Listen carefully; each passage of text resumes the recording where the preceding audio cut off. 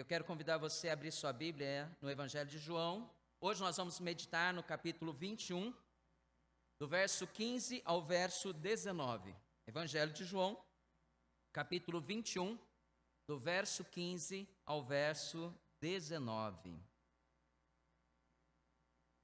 Mais uma vez eu quero agradecer você que nos visita hoje, que Deus abençoe a sua vida.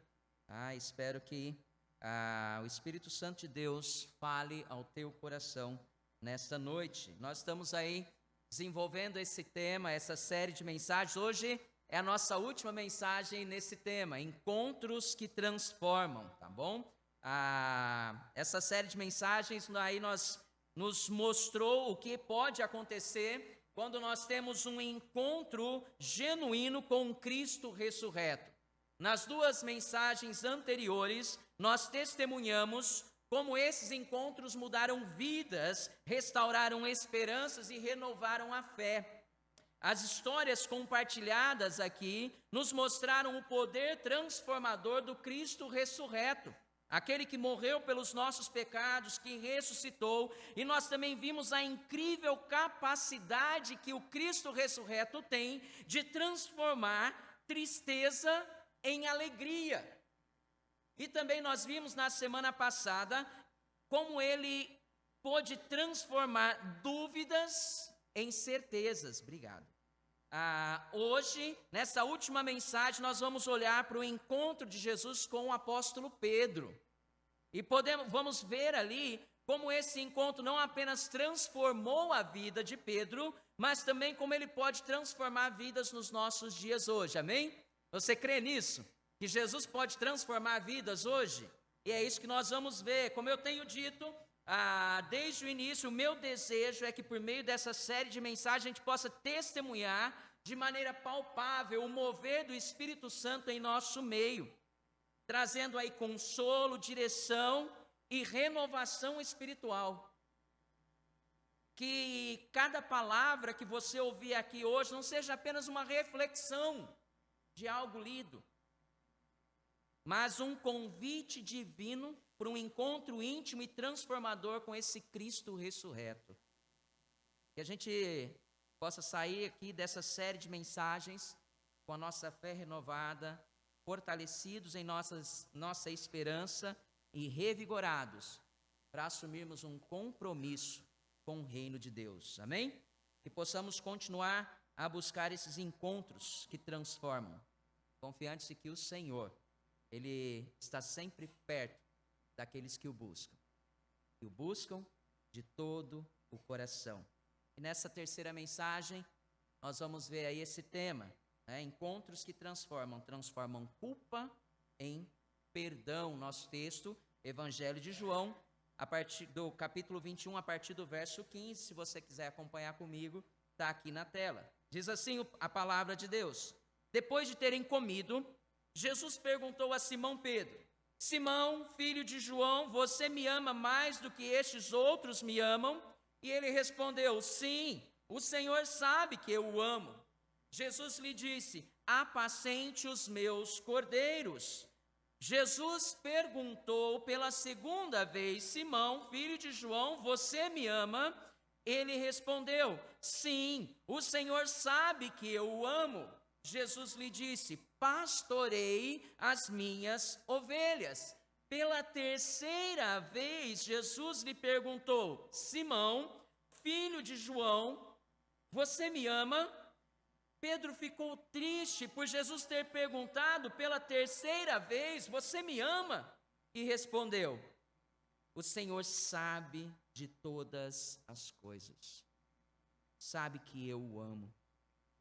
Jesus lhe disse: apacente as minhas ovelhas. Em verdade lhe digo que quando era mais moço, você se cingia e andava por onde queria. Mas quando você for velho, estenderá as mãos e outro o cingirá e o levará para onde você não quer ir. Jesus disse isso para significar com que tipo de morte Pedro havia de glorificar a Deus. Depois de falar assim, Jesus acrescentou: siga-me. Siga-me. Culpa. culpa é um sentimento humano que está inteiramente ligada ao remorso ou ao arrependimento. E ela ocorre quando você acredita ou percebe que comprometeu os seus padrões de conduta ou padrões morais universais. A culpa é um sentimento natural. E entenda, quando a culpa ela é gerenciada de forma correta, ela pode ser um catalisador para o desenvolvimento de atitudes mais responsáveis, promovendo aí diretamente o nosso crescimento. Ela é um dos mecanismos responsáveis pelo freio moral, a culpa. Esse freio moral que nos leva a avaliar nossos pensamentos, ações e as consequências de tudo isso. Sabe, irmãos, a grande questão é quando a culpa é experimentada de forma exagerada. Entendeu? A pessoa se sente culpada demais. Oh, que culpa, que coisa. Isso desencadeia pensamentos negativos na cabeça, autodepreciativos, e acabam controlando as ações dessa pessoa, afetando até mesmo as relações sociais, porque ela sente culpa. Queridos, o sentimento de culpa é um dos grandes causadores de transtornos como a depressão e a ansiedade. A culpa faz isso. Alguns sintomas dessa culpa exagerada são pensamentos autodepreciativos, autossabotagem, atitudes compulsivas, entre outras coisas. Podia citar uma lista aqui de comportamentos. Podem causar até sintomas psicossomáticos, a culpa. Leva a pessoa a ter alteração no sistema digestivo, dá uma dor de barriga, dá um revertério, entendeu? A culpa causa isso. Ela também pode dar alergia na pele. E aí a gente poderia falar de vários outros sintomas aqui. É por isso que a gente precisa entender a culpa e saber como tratar a culpa. E a Bíblia nos ensina, nos ajuda, nos mostra como que nós podemos tratar todos esses sentimentos. A gente falou sobre a tristeza, a gente já falou sobre dúvida, hoje nós estamos falando sobre culpa, e olhando como que a Bíblia trata isso. E aí nós vimos o Pedrão. Pedro, gente boa.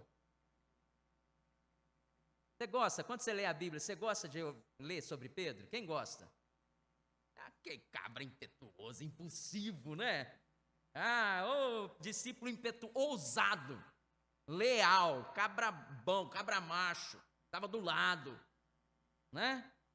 Diferente de Tomé, que a gente falou na semana passada, que a Bíblia não fala sobre Tomé, de Pedro a gente sabe muito. A Bíblia fala bastante de Pedro. Natural de Betsaida, da região costeira do Mar da Galileia, filho de João, ou de Jonas, como em algumas traduções nos mostram. Era um pescador profissional, gente boa, né? Não sei se como nos nossos dias era mentiroso, né? Mas era pescador. O único discípulo que era casado, os demais não eram, ok? Morava em Cafarnaum, e ali em Cafarnaum ele tinha um pequeno negócio no ramo da pesca, com seu irmão André e mais 2 amigos, João e Tiago, filhos de Zebedeu. Eles eram sócios de João e Tiago, filhos de Zebedeu. Foi André, irmão de João, que apresentou Jesus para Pedro. André, ele era discípulo de João Batista. E certa vez, João Batista deu um testemunho sobre Jesus. Jesus passou e ele falou: eis o Cordeiro de Deus. E André e um outro discípulo de João começaram a seguir Jesus. Perguntaram: mestre, onde o senhor mora? E Jesus foi e mostrou. Depois que eles viram, André foi correndo até Pedro e virou para Pedro e falou: achamos o Messias. E Pedro foi então conhecer Jesus. Quando Jesus viu Pedro, o Evangelho de João diz assim, aqui Jesus virou para Pedro e disse assim: você é Simão, filho de João, mas agora será chamado Cefas. E João acrescenta, Cefas quer dizer Pedro. Sabe, Jesus ele não explica o porquê da mudança do nome. Mas a gente entende que essa mudança era para ir mostrar o grande papel que Pedro teria na história da igreja. As declarações de Pedro são marcantes. Desde o seu chamado, não sei se você lembra de como foi o chamado de Pedro, ele pescou a noite inteira, ele, seu irmão e a sua equipe de pesca ali, eles pescaram a noite inteira, Jesus estava na praia, pregando, e o barquinho deles estava encostado, porque eles pescaram a noite inteira e não pegaram nada. Então a multidão estava apertando Jesus pede para eles então entrarem no barco e afastar o barco um pouco da margem. E eles fizeram. E Jesus continua pregando, e ao terminar de pregar, Jesus vira para Pedro e fala assim: lança a rede. Pedro vira e fala assim: mestre, a gente pescou a noite inteira. Ô Jesus, Pedro estava querendo falar assim: ô Jesus, por nada não. Você é carpinteiro, você não é pescador. Vou falar uma coisa para você, a gente pescou a noite inteira e hoje o mar não tá para peixe. Pedro era profissional. Mas ele virou para Jesus e falou: sabe o quê? Sobre tua palavra, eu vou lançar a rede. Eu acho que Pedro queria falar assim: eu vou só mostrar para você que você está errado. Mas porque você falou, eu vou lançar. Então ele lançou a rede. E aí você sabe o que aconteceu, né? A rede se encheu de peixes, que quase rompeu. Ele chamou o outro barco. Eles colocaram os peixes para cima, os dois barcos quase afundaram. Naquele momento, Pedro cai de joelhos diante de Jesus e fala para Jesus o seguinte: afasta-te de mim, porque eu sou um pecador. Vai embora. Eu sou um pecador, eu não posso andar contigo. E aí o que Jesus fala? De agora em diante, você não vai pescar mais peixe. Você vai ser um pescador de homens. Um pescador de homens. Mais tarde, Jesus perguntou, um dia Jesus estava ali com seus discípulos e perguntou: o que as pessoas estão falando que eu sou? Quem que eles acham que eu sou? E aí uns falaram: eles estão falando que o Senhor é um dos profetas, que o Senhor é Elias.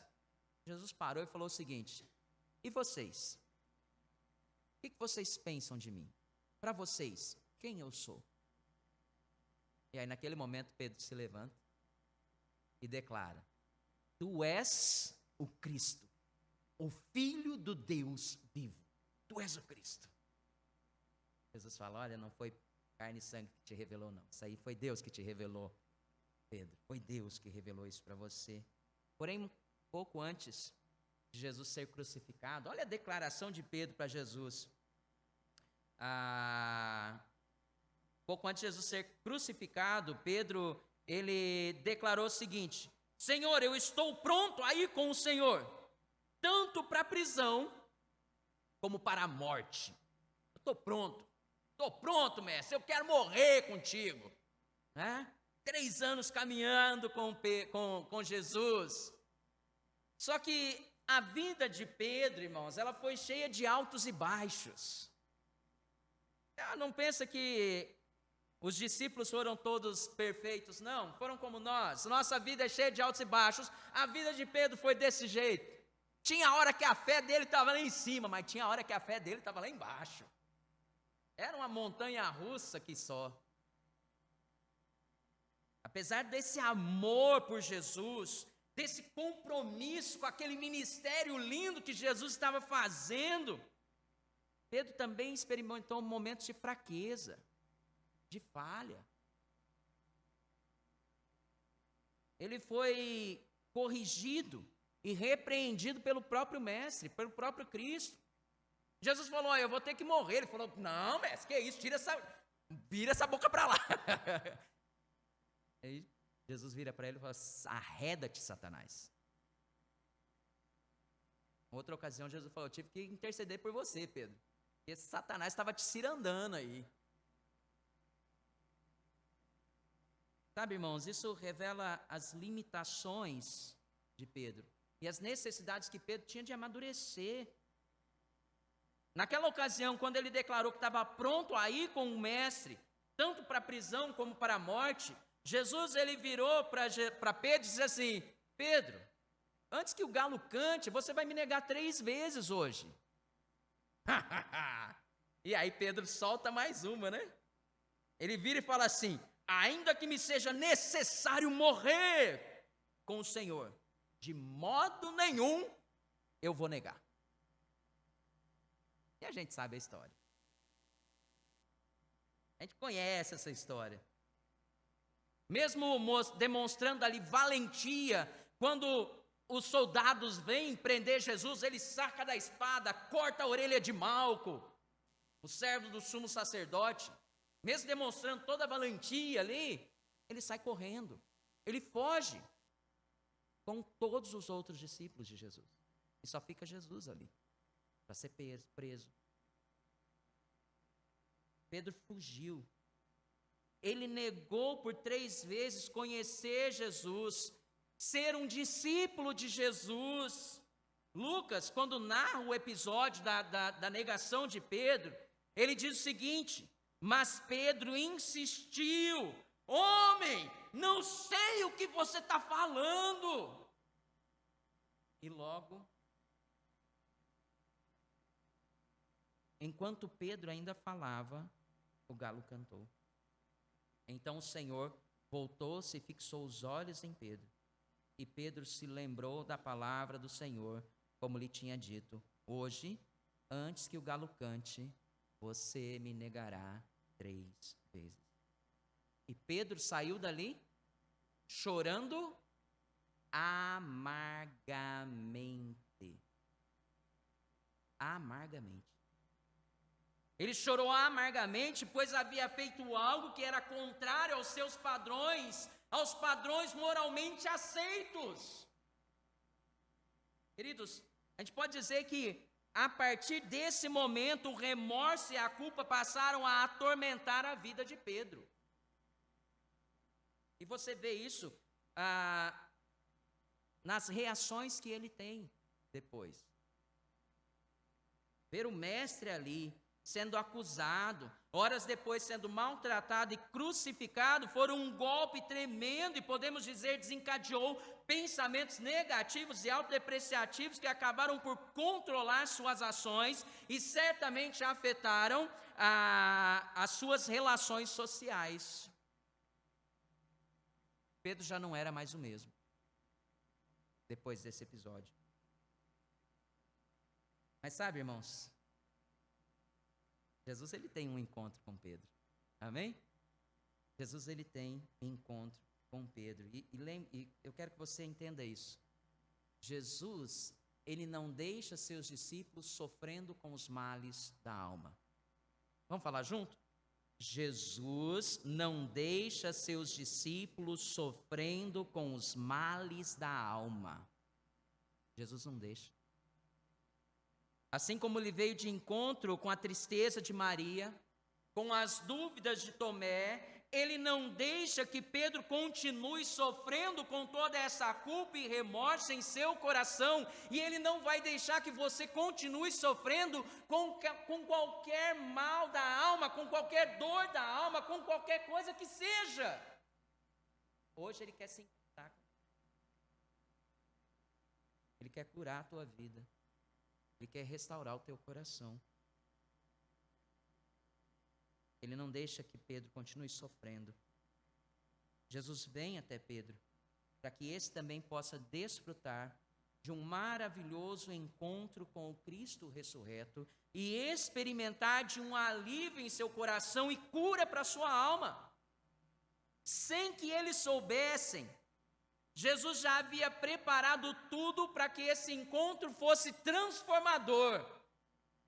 Se você voltar ao capítulo 21, lá no começo do capítulo 21, o capítulo inicia dizendo que Jesus, após a última aparição a Tomé, se revelou novamente.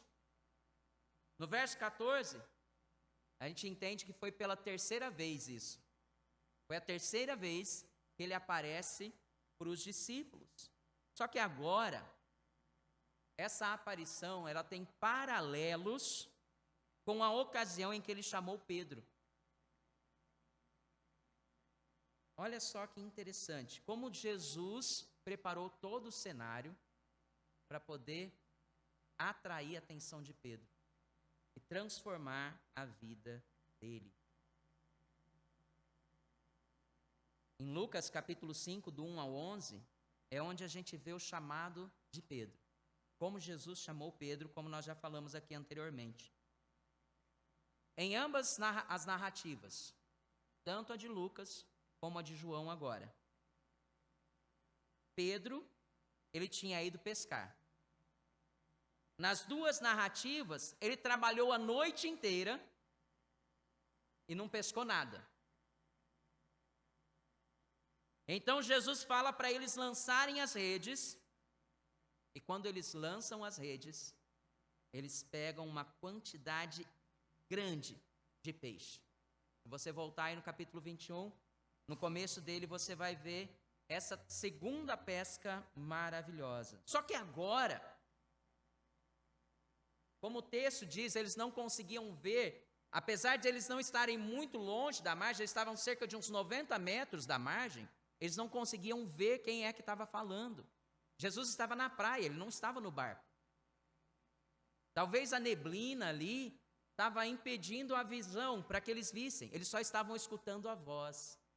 Jesus fala: rapazes, vocês têm alguma coisa aí para eu colocar no meio do meu pão aqui?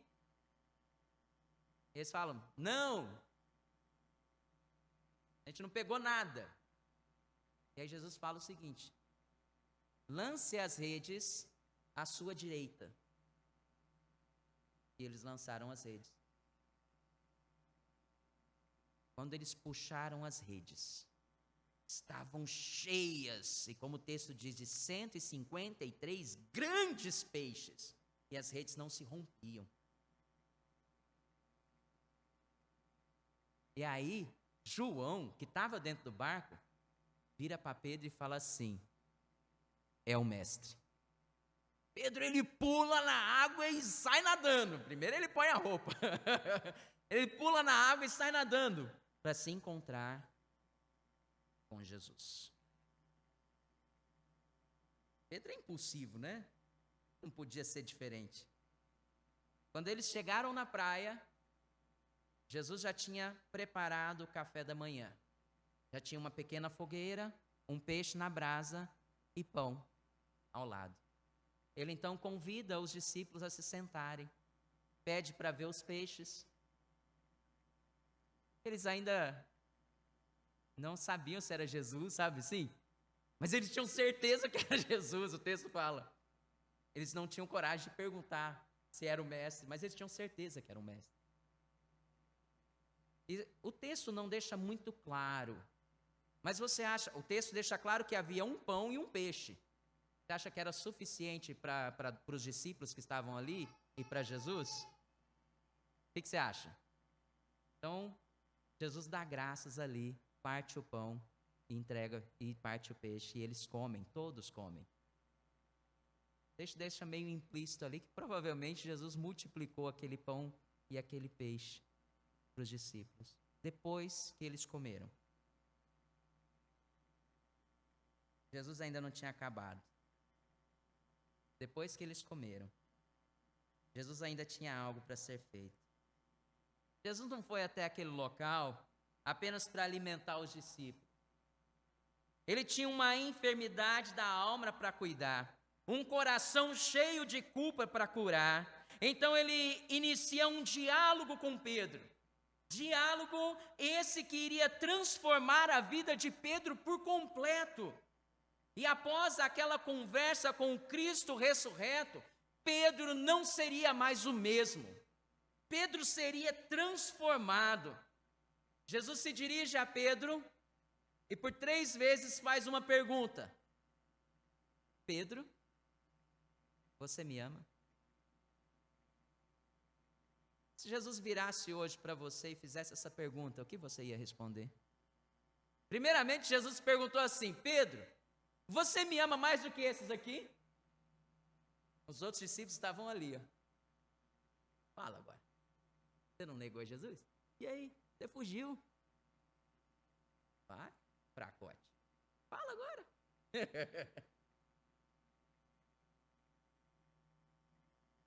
Tudo isso é conjectura minha, viu? É minha mente fértil trabalhando. A Bíblia não fala isso. Mas Jesus pergunta: você me ama mais do que esse? Se Jesus virasse para você e falasse assim: Fran, você me ama mais do que todos esses aqui? Hein, Érico? Você me ama?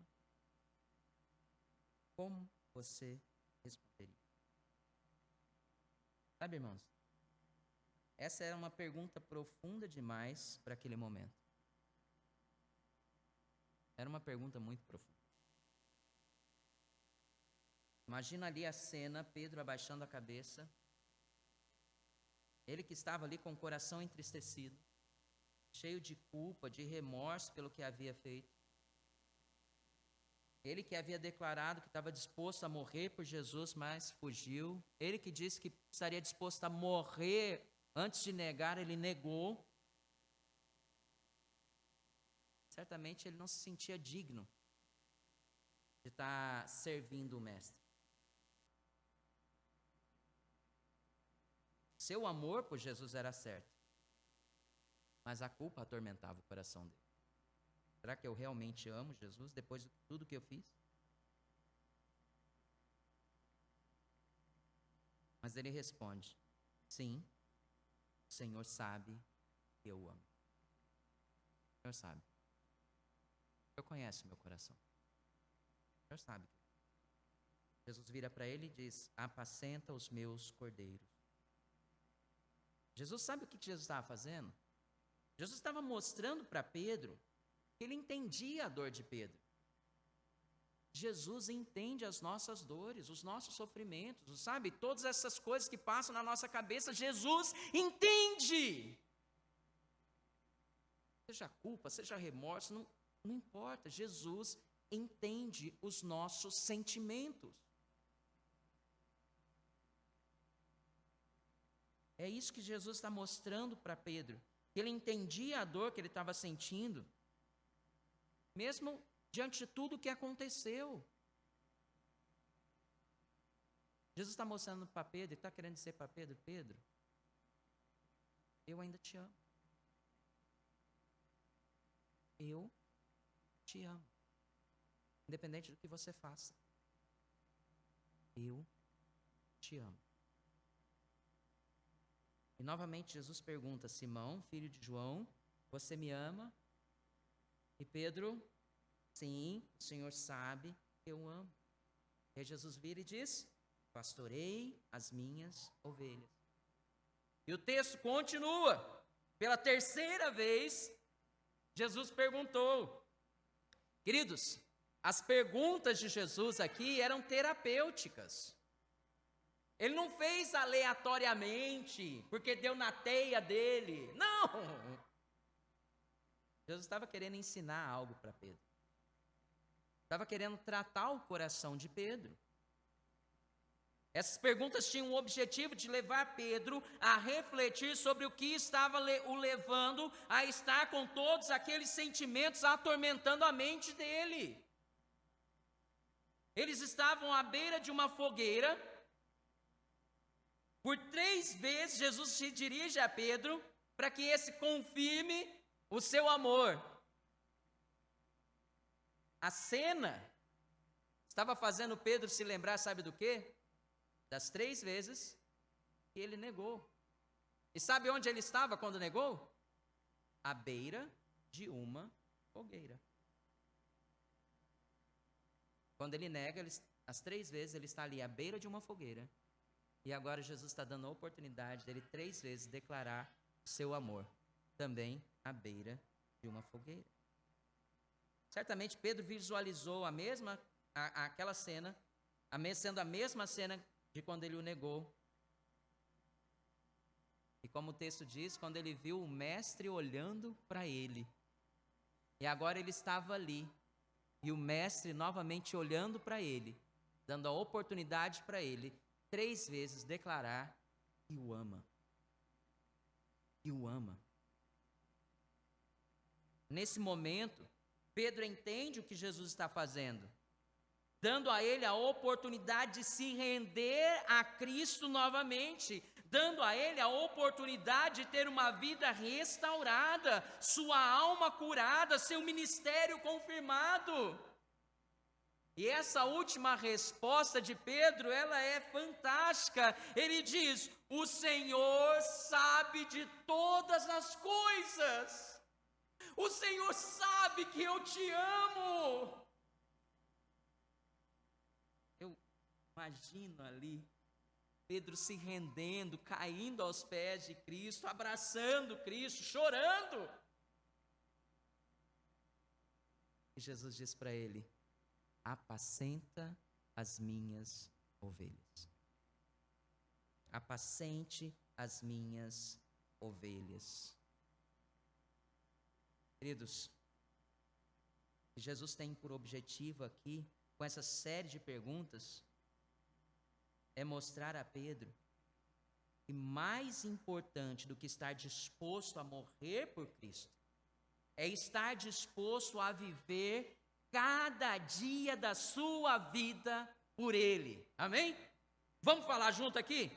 Mais importante do que estar disposto a morrer por Cristo, é estar disposto a viver cada dia da sua vida por Ele. Ele tinha declarado que estava disposto a morrer antes de negar. Mas Jesus agora está falando: Pedro, mais importante do que morrer é viver. Então viva. Viva por mim. Viva por minha obra.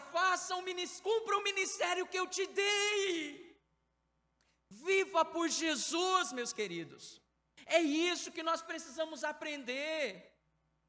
Às vezes nós estamos aí tão interessados em estar dispostos a morrer, e aí a gente fica culpado, porque a gente não consegue, porque a gente não vai, porque a gente falta, tem falhas, tem pecados, mas aprenda a viver cada dia. Jesus mesmo falou: basta cada dia o seu mal. Vai devagar. Busque cada dia viver para o Senhor. Isso é mais importante. A maior demonstração de amor a Cristo é a obediência à sua palavra. No capítulo 14 do Evangelho de João, no verso 15, Jesus diz: se vocês me amam, guardarão os meus mandamentos. Você ama Jesus? Você tem guardado os mandamentos de Jesus? E guardar os mandamentos não é pegar a Bíblia e pôr na estante, não. É viver isso aqui cada dia.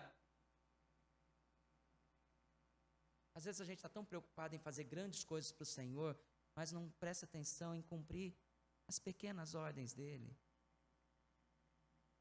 Viva cada dia, viva cada pequena ordem ali. Vai devagar. No capítulo 15, verso 14, Jesus declara: vocês são meus amigos, se fazem o que eu lhes ordeno. Quando a gente obedece, o menor mandamento que seja, que a palavra de Deus nos traz, nós estamos falando para as pessoas: ó, eu sou amigo de Jesus, tá bom? Não mexe comigo não. Eu tenho um amigo grandão.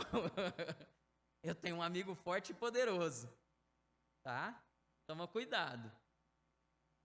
Sabe, irmãos, a culpa que Pedro estava sentindo em seu coração estava levando ele a se sentir indigno da missão que o mestre lhe havia confiado. Seu fracasso estava falando muito mais alto em sua mente, estava ali gritando em seu coração de que ele não seria capaz de realizar a tarefa de pescar homens. E é isso muitas vezes que essas males da alma fazem com a gente. Gritam tão alto na nossa cabeça que nos faz esquecer de Deus, da obra de Deus, do poder de Deus, da graça de Deus, de tudo que Deus é capaz de fazer. de como Ele pode agir nas nossas vidas, no nosso coração, no nosso meio, na nossa casa, na nossa família, como Ele pode transformar vidas, transformar situações.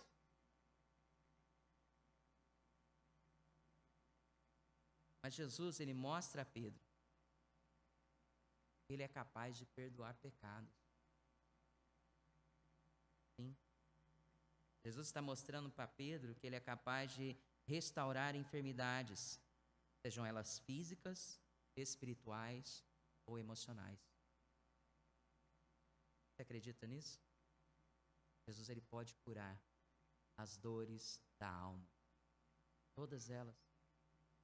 Todas elas.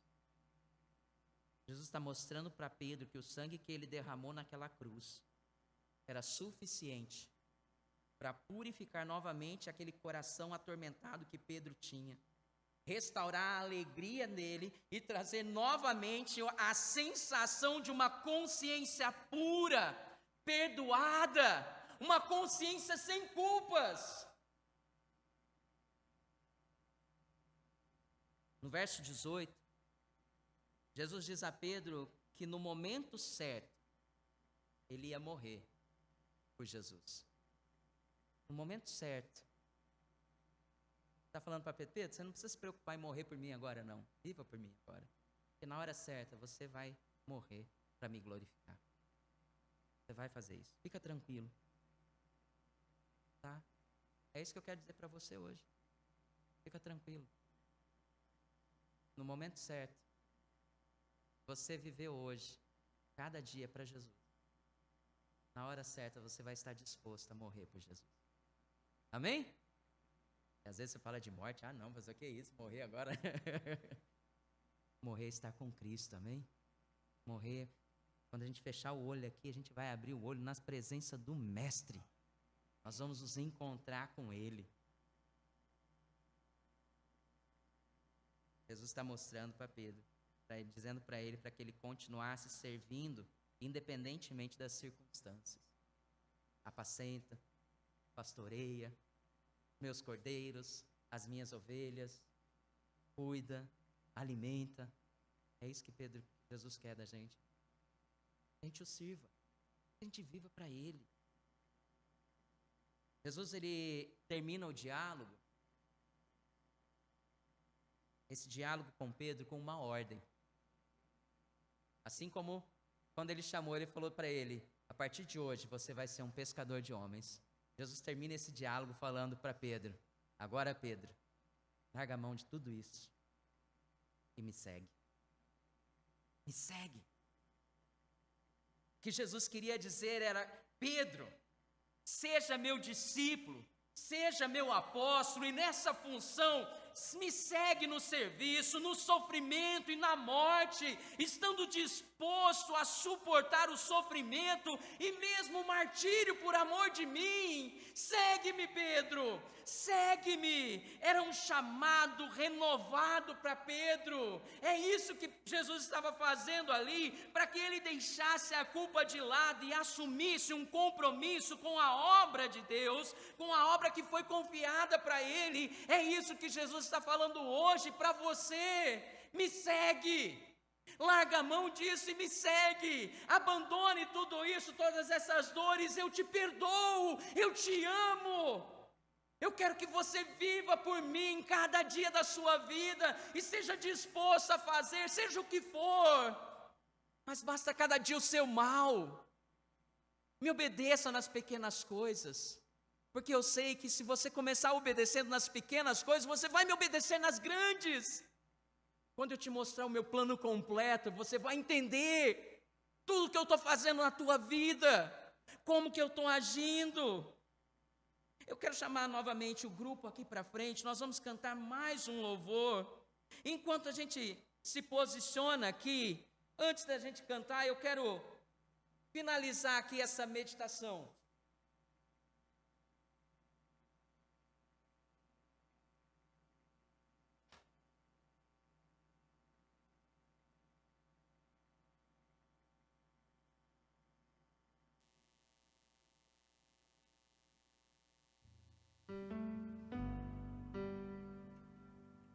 Queridos, Ao chegarmos ao fim dessa terceira e última mensagem, dessa série Encontros que Transformam, eu quero expressar novamente a minha gratidão por ter caminhado até aqui. Para mim foi inspirador poder testemunhar o poder e a graça de Deus em nossas vidas, por meio desses encontros com o Cristo que transforma, com o Cristo ressurreto. Cada história, cada encontro, cada mensagem falou muito comigo enquanto eu preparava. A de Maria eu chorava cada dia que eu sentava ali para ler e estudar. Foi para mim uma jornada fantástica, mostrando aí esse amor de Cristo, essa graça do nosso Salvador. Olhar o encontro de Maria Madalena, de Tomé e de Pedro, e esses encontros que eles tiveram com o Cristo ressurreto, e como Jesus demonstrou a sua graça, o seu amor, e como Ele entende os nossos sentimentos. Ter sido ali desafiado em cada uma dessas mensagens foi maravilhoso. As reflexões que nós fizemos sobre as nossas próprias vidas, nossas lutas, as nossas necessidades de perdão e restauração, realmente foram esclarecedoras. Agora, concluindo essa última mensagem, encontros que transformam culpa em perdão, eu queria deixar algumas palavras para você. Quando a gente vê o perdão de Deus a Pedro, esse perdão que Pedro recebeu, somos confrontados com a realidade da graça de Deus e o tamanho dessa graça. Aquele discípulo fugiu, negou, mas Deus o perdoou. Jesus o perdoou. E em nossas vidas, a gente possa aceitar esse perdão também. Deus, Ele perdoa qualquer pecado. A graça dele é maravilhosa. É tão grande que não tem medidas. E a gente possa entender e aceitar esse perdão em nossas vidas. E não somente receber esse perdão, mas a gente precisa aprender a transmitir esse perdão a outros. Sabe? A Bíblia nos ensina que da maneira como que nós fomos perdoados, de uma forma tão maravilhosa, mesmo nós não merecendo esse perdão, nós precisamos transmitir esse perdão para outro. Nós precisamos estender essa mesma misericórdia aos outros. Sabe? Assim nós vamos criar uma comunidade como Deus quer. Uma comunidade cheia de misericórdia, de compaixão, de graça. Também não podemos nos contentar com uma fé superficial ou uma transformação apenas externa. Nós devemos buscar de todo o coração esses encontros com o Cristo ressurreto.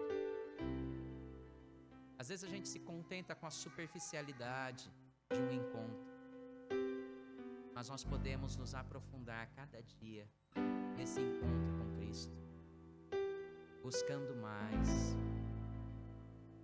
de Cristo em nós, estar mais com Ele. Nós devemos buscar de todo o coração esses encontros com o Cristo ressurreto, que produzam uma transformação interior, que vão nos moldar à imagem dEle. Cada um de nós se comprometa a buscar uma vida de intimidade com Deus, permitindo que Ele transforme os nossos corações.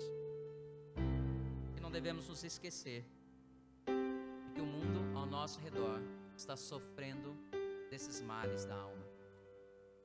Quantos amigos, parentes nós conhecemos, nós temos, que sofrem dos males da alma, sofrem de depressão, de ansiedade, sofrem de culpa, de dúvidas, e quanto isso atormenta a vida deles. Você pode ser um instrumento que vai conduzir essas pessoas a ter um encontro com esse Cristo, esse encontro transformador com o Cristo ressurreto, que vai mudar suas vidas e seus corações. Sabe, irmãos, o mundo ao nosso redor está desesperado por amor, esperança e salvação, e nós, como igreja, nós temos o privilégio e a responsabilidade de compartilhar esse evangelho que salva, que liberta, que transforma vidas a todas as pessoas. Possamos ser ousados como Pedro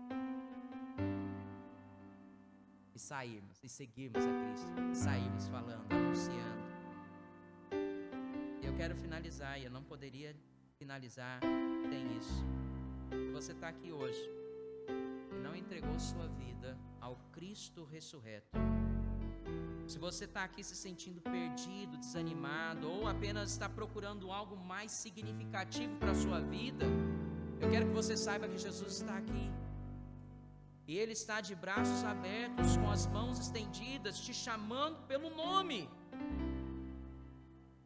Assim como Ele falou Maria, virou e disse Tomé, virou e disse Pedro. Ele está chamando o teu nome. É você.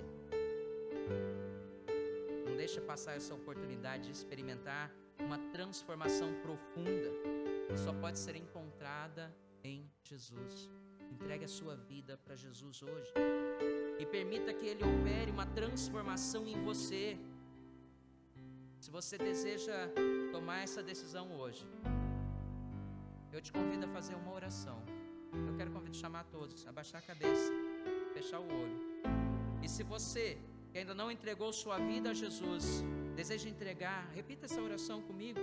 Senhor Jesus, eu reconheço que sou um pecador e necessito do seu perdão. Creio que Jesus morreu na cruz pelos meus pecados e ressuscitou ao terceiro dia. Eu entrego a minha vida a Ti, Senhor.